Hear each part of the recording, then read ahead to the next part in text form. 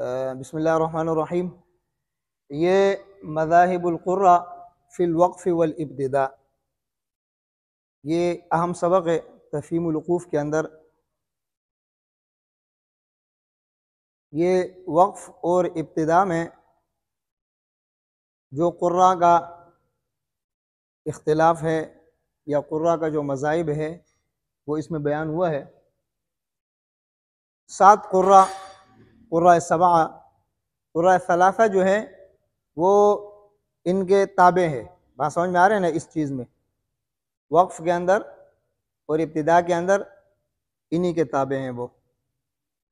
سب سے پہلی بات یہ ہے جو قراء کا یعنی وقف اور ابتداء میں مختلف مذاہب ہے قراء کا، اس میں سب سے پہلے امام نافع مدنی ہے، دوسرے نمبر پہ عبداللہ ابن کثیر مکی ہے، تیسرے نمبر پہ ابو عمر بصری ہے، چوتھے نمبر پہ عبداللہ ابن عامر شامی ہے، 5ویں نمبر پہ امام عاصم کوفی ہے، 6ٹھے نمبر پہ امام علی کسائی کوفی ہے، 7ویں نمبر پہ امام حمزہ کوفی ہے۔ بات سمجھ میں آ رہی ہے؟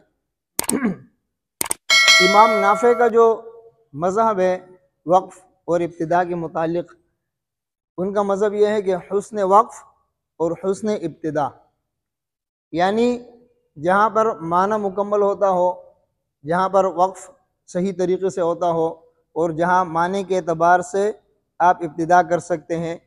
بات سمجھ میں آ رہی ہے نا؟ اس سے وہ مراد ہے۔ اور دوسرے نمبر پہ امام ابن کثیر مکی، وہ انقطاع نفس، یعنی جہاں پر آپ کا سانس ٹوٹ جائے، لیکن یہ کوشش کرتے تھے کہ سانس وہاں پر توڑتے تھے جہاں پر معنی پورا ہو جائے۔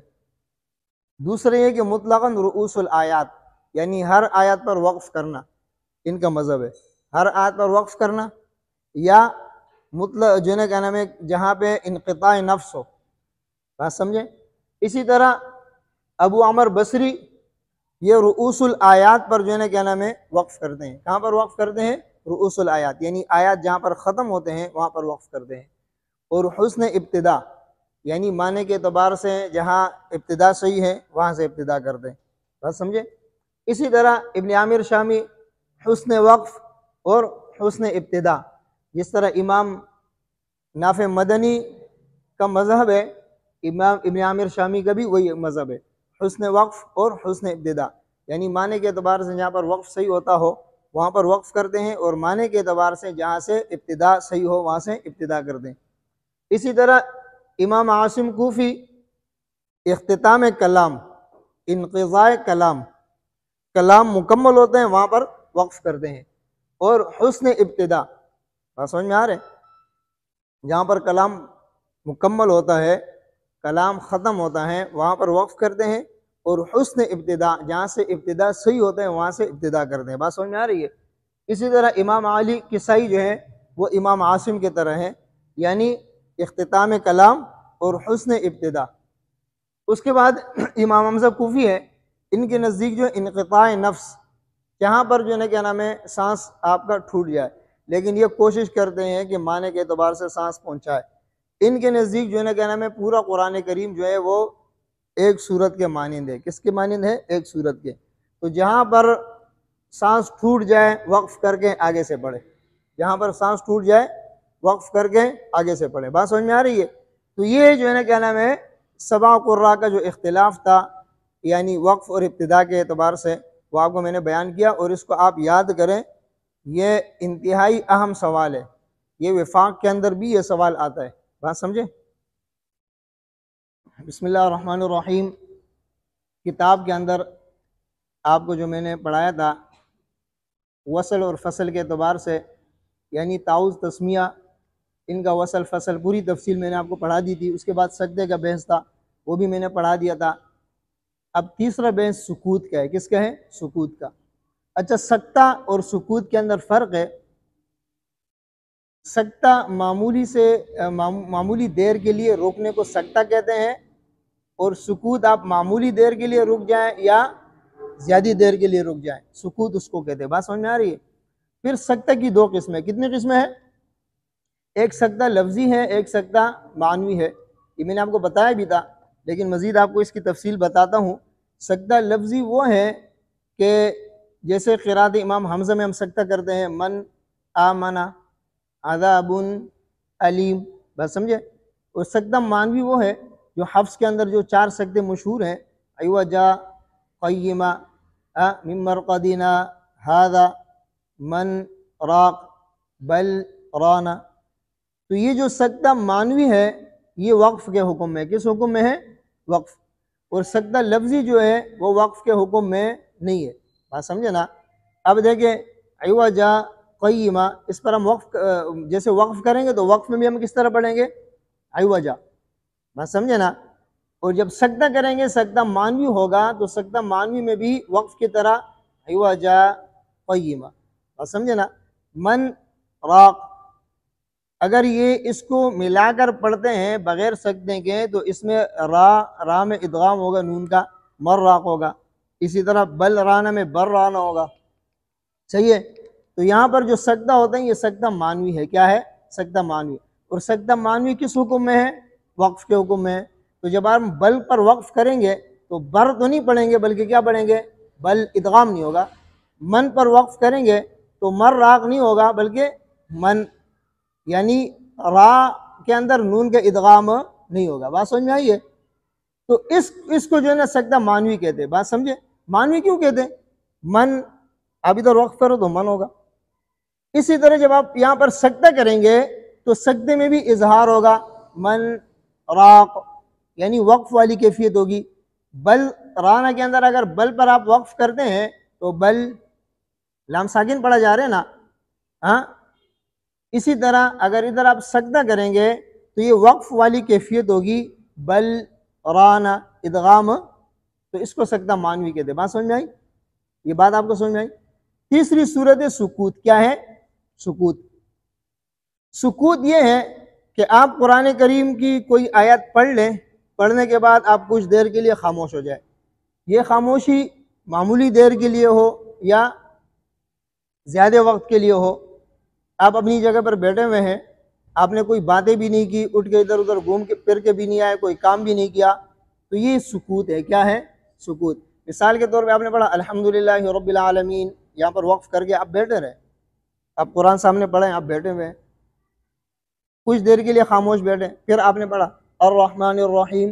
اس کو سکوت کہتے ہیں. کیا کہتے ہیں؟ سکوت. سمجھ میں آئی بات؟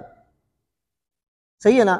اگر اس دوران آپ نے الحمدللہ رب العالمین یہاں آپ پڑھ کے پھر آپ نے باتیں شروع کر دی یا آپ اٹھ کے ادھر ادھر کوئی کام کرنے لگے تو یہ آپ کا سکوت منقطع ہو جائے گا. سکوت کیا ہو جائے گا؟ ختم ہو جائے گا. جب سکوت ختم ہو جائے گا تو پھر آپ جب اگلی آیات پڑھیں گے تو آپ کے لیے استعاذہ پڑھنا کیا ہے؟ ضروری ہے. اعوذ باللہ پڑھنا کیا ہے؟ ضروری ہے. اور آپ اگر سکوت میں بیٹھے ہوئے ہیں، آپ نے آیات پڑھ لی، آپ نے کوئی بات بھی نہیں کی، اپنے جگہ سے اٹھ کے ادھر ادھر گھوم پھر کے بھی نہیں آئے، کوئی اور کام بھی نہیں کیا، تو اس میں استعاذہ کی ضرورت نہیں ہے. بات سمجھ میں آئی؟ یعنی جس وقت تک آپ سکوت میں ہیں اور ابھی اگلی آیات آپ نے شروع کی تو استعاذہ کی ضرورت نہیں ہے. سکوت اس وقت تک ہے جب آپ کوئی بات نہ کر لیں یا آپ کوئی کام نہ کریں. آپ چاہے 1 منٹ کے لیے بیٹھے رہیں یا 5 منٹ کے لیے بیٹھے رہیں، آپ یہ سکوت کہلائے گا. کیا کہلائے گا؟ سکوت. صحیح ہے نا. لیکن اگر آپ نے 10 سیکنڈ کے لیے خاموش ہوں اور آپ نے باتیں کر لی تو آپ کا سکوت ختم ہو گیا. آپ کا سکوت کیا ہوا؟ ختم ہوا. اس کے بعد اگر آپ اگلی آیات پڑھیں گے تو اس میں کیا کریں گے؟ استعاذہ پڑھیں گے، اعوذ باللہ پڑھیں گے. بات سمجھ میں آئی؟ ہاں، اس کو سکوت کہتے ہیں. اچھا، سکوت کی 2 قسمیں ہیں، ایک اختیاری ہے، ایک اضطراری ہے. اختیاری وہ ہے کہ آپ نے آیات پڑھ کے اپنے اختیار سے آپ خاموش ہو گئے. الرحمن الرحیم، آپ خاموش ہوئے. آپ کسی مجبوری کی وجہ سے آپ یہاں خاموش نہیں ہوئے بلکہ اپنے اختیار سے آپ خاموش ہوئے. اس کو سکوت اختیاری کہتے ہیں. اور ایک اضطراری ہے. اضطراری کا مطلب یہ کہ آپ نے آیت پڑھی، آپ کو کھانسی آ گئی یا آپ کو کوئی تکلیف ہو گئی، آپ تکلیف کی وجہ سے خاموش ہو گئے، تو اس کو سکوت اضطراری کہتے ہیں. بات سمجھ میں آئی؟ ہاں، یہ بھی سکوت کہلائے گا. کیا کہلائے گا؟ سکوت. اگر کوئی بندہ آیات پڑھ کے الحمدللہ رب العالمین پڑھا، اس کو کھانسی آ گئی، کھانس رہے، پھر اس کے بعد اس کو تعوذ کی ضرورت نہیں ہے، یہ سکوت اضطراری ہے. بات سمجھ میں آئی نا. ایسے نہ ہو کہ کھانسنے کے بعد وہ بھی اعوذ باللہ من الشیطان الرجیم پڑھے اور الرحمن الرحیم پڑھے، اس کی ضرورت نہیں ہے. بات سمجھے؟ تو سکوت کی کتنی قسمیں ہوئی؟ 2 قسمیں. ایک سکوت ہے اختیاری، ایک اضطراری. تو یہ آپ کے سامنے کتنی باتیں آئی؟ سکتے کی بات آئی. سکتے کی دو قسمیں، لفظی اور معنوی. اس کی جو ہے نا سکتے لفظی جو ہے نا وہ وقف کے حکم میں نہیں ہے، اس لیے نہیں ہے. عذاب علیم، ادھر ہم سکتہ کرتے ہیں نا قرات حمزہ کے اندر سکتہ کرتے ہیں، تو اگر یہ وقف کے حکم میں ہوتا تو عذاب علیم ہوتا. کیوں؟ عذاب ان کے اوپر اگر وقف کریں گے تو کس طرح پڑھیں گے؟ عذاب پڑھیں گے نا. تو یہ وقف کے حکم میں نہیں ہے، اس وجہ سے اس کو ہم کس طرح پڑھتے ہیں؟ عذاب علیم. بات سمجھ میں آ رہی ہے؟ اور من طراق یہ وقف کے حکم میں، اس وجہ سے یہاں پر ہم جب سکتہ کرتے ہیں تو یہاں پر اظہار کی کیفیت ہوتی ہے. کیوں؟ کون سی کیفیت ہوتی ہے؟ اظہار کی. بات سمجھ میں آئی؟ تیسری قسم سکوت کی ہے. کس کی ہے؟ سکوت. سکوت کسے کہتے ہیں؟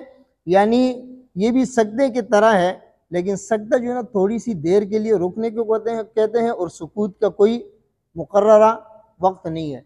سکوت کا کوئی مقررہ وقت نہیں ہے. سکتے کا وقت مقرر ہے، تھوڑی سی دیر کے لیے ٹھہرنا. اگر آپ زیادہ دیر کے لیے ٹھہر گئے من مرقدنا، تو یہ جو ہے نا کیا نام ہے؟ سکتہ نہیں ہوا. پھر سکتے کے اندر سانس نہیں لیں گے. سکتے کے اندر سانس نہیں لیں گے. سکوت کے اندر آپ سانس لو. سکوت وقف کے قائم مقام ہے. کس کے قائم مقام ہے؟ کیوں؟ آپ نے ہاتھ پر وقف کیا، وقف کے بعد آپ 5 منٹ کے لیے بیٹھتے ہیں، وہ سکوت کہلائے گا. 5 منٹ تک تو آپ سانس نہیں روک سکتے. صحیح ہے نا؟ تو سکتے کے اندر اور سکوت کے اندر یہ فرق ہے. سکتے میں اور سکوت میں کیا ہے؟ یہ فرق ہے. بات سمجھ میں آئی آپ کو؟